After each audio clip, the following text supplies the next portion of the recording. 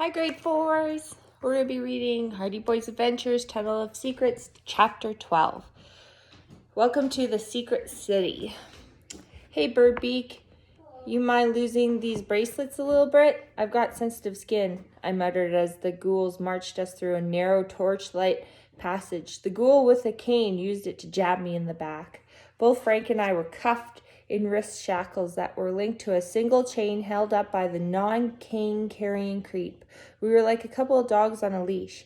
I could tell Frank was deep in thought, trying to figure out how we were going to get out of this.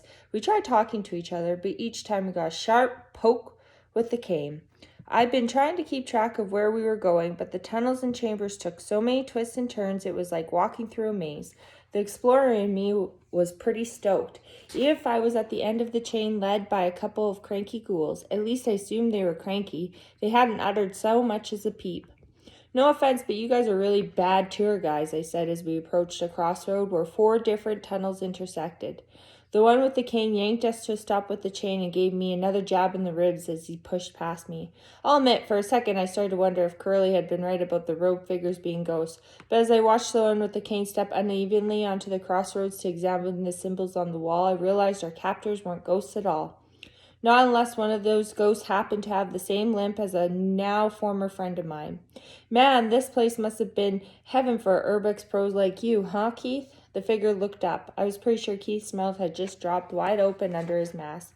The ghoul holding the chain gasped. They know who we are. Shut up, Keith yelled at his partner. Your name is Scott, right? I asked Keith's flustered sidekick. I'm guessing Chris is probably around here somewhere, too. They know Keith, Scott said, his voice cracking behind his mask. I smiled. I guess right about the other Urbex members being his accomplices. That's right, Scotty. And now it's all starting to make sense. You guys stitched me in the tunnel this morning on purpose. You planned to steal the big bronze dude's key out of the sinkhole until I found it first. Am I right, guys? What are we going to do? Scott said, panicking. I told you shut up, Keith said. It doesn't matter what they know. It's not like they'll get a chance to tell anyone. The Grand Master will make sure of it. I don't like the sound of that. Grand Master? Frank squeaked. Apparently he didn't either. So you don't know everything, huh? Well, we've got some surprises store for you. Keith jabbed me in the ribs again, shoving us down one of the tunnels. You like showing up uninvited, but this is the one part you're going to wish you hadn't crashed. I'm enjoying it so far, I said, trying to hide the fact that I was scared witless. This underground lair has to be one of the coolest things I've ever seen. How did you find it? It's awesome, right? Keith said, unable to hide his excitement.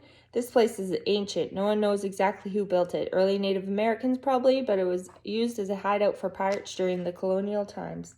My tactic had worked. Keith was so caught up in the thrill of his discovery, he had dropped the tough guy act. I knew Keith was a devoted urban explorer at heart and that he wouldn't be able to resist talking about it. Scott wasn't so thrilled, though. What are you doing, man? He asked Keith. That stuff is supposed to be a secret. Stop worrying so much, Keith said. These guys won't see sunlight again unless the Grandmaster wants them to. So who's the Grandmaster guy anyway? Frank tried to sound casual, but the crack in his voice gave him away. He's the one who discovered this place, or rediscovered it, really, Keith said. This used to be run by Admiral Byron himself, but after he vanished, it was forgotten. That is until the Grand Master reclaimed it for the Knights' descendants. The Knights? I didn't know what he was talking about, but Frank seemed to be a step ahead of me on this one. The Knights were the Admiral's secret society, weren't they? Keith seemed surprised. The Grand Master is going to want to know how you found out about that. But yeah, the secret order of the Knights of the Bay. Keith, I really don't think you should be, Scott began to protest, but Keith cut him off. If I want to know what you think, I'll ask.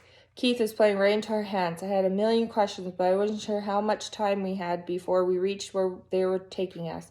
I wanted to know what happened with the sinkhole and what the Grandmaster had to do with it. So what's the deal with stealing the Admiral's key anyways? You guys almost killed me twice to nab it. Yeah, sorry about that, Keith said, not sounding very sorry at all. But you showing up at the last minute messed with our plans, so we had to ditch you. The tunnels were supposed to cave in like that. Weren't.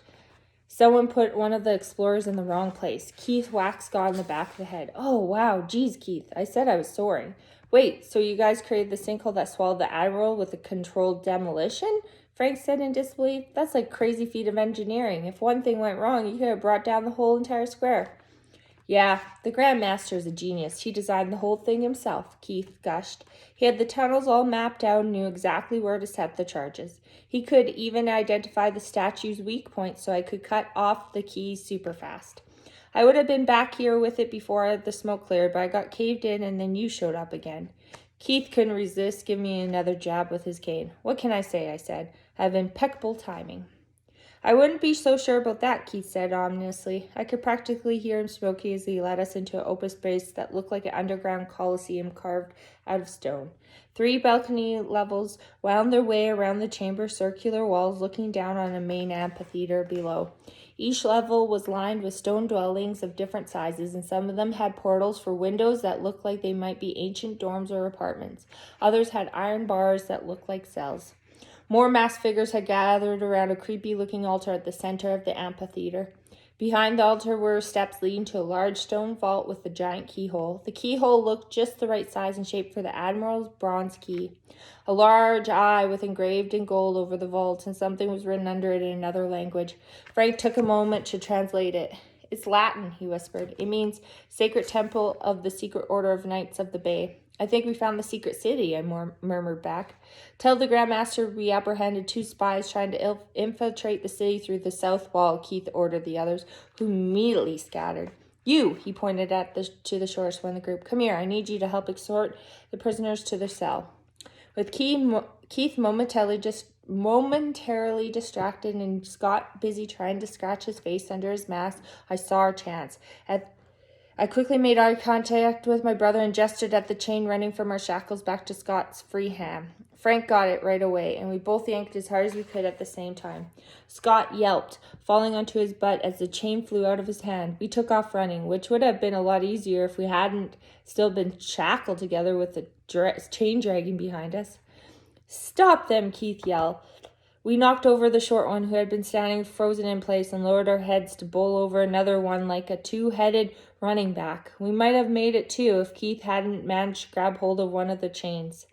We tumbled into a heap on top of the ghoul in front of us and found ourselves staring at the end of Keith's cane, which now had a retractable blade sticking out of it.